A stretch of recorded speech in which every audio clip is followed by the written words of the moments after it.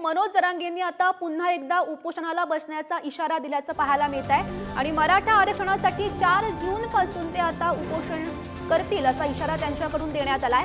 8 जूनला खरं तर 90 एकरवर नारायणगडला ते जाहीर सभा सुद्धा घेणार आहेत। एक दिवस काम सोडून सभेला येण्याचं मराठा समाजाला जरांगेंनी आवाहन सुद्धा केलंय। सगळे सोयऱ्यांच्या बाजूने असणाऱ्यांना मत द्या, बाकीच्यांना पाडा असं सुद्धा मनोज जरांगे म्हणतायत। आणि याबाबत मनोज जरांगे पाटील यांच्याशी बातचीत केली आहे आमचे प्रतिनिधी विक्रांत शिंदे यांनी।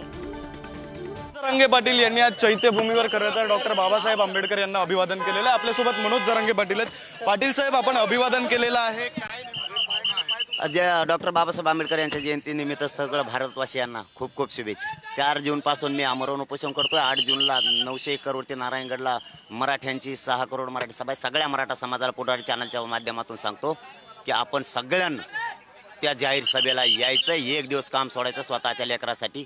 लोक आता गुलाल उधळतील, काही जण पडतील, त्याचा उधळतील, पण मी माझ्या समाजासाठी 4 जून पासून लढणारे, मरणाची बाजी पुन्हा लावणारे, पण समाजासाठी हटणार नाही आरक्षण घेतल्याशिवाय। पुढचा लढा हा लोकसभा निवडणुकीनंतर आहे, तोपर्यंत काय आव्हान आहे? पाडा म्हणून सांगितलंय, पाडण्यात मोठा विजय। मराठ्यांनी पाडा, कोणाला सगळ्या सोयऱ्याच्या अंमलबजावणीत बाजून असणाऱ्याला मत द्या। हे होते मनोज जरांगे पाटील आणि त्यांनी असं म्हटलेलं आहे की मराठा समाजाला मी सांगितलेलं आहे की लोकसभा निवडणुकीमध्ये सगळे सोयरेच्या अंमलबजावणीच्या आड जे येतील त्यांना सर्वांना पाडा। कॅमेरा पर्सन प्रवीणसह मी विक्रांत शिंदे, पुढारी न्यूज, मुंबई।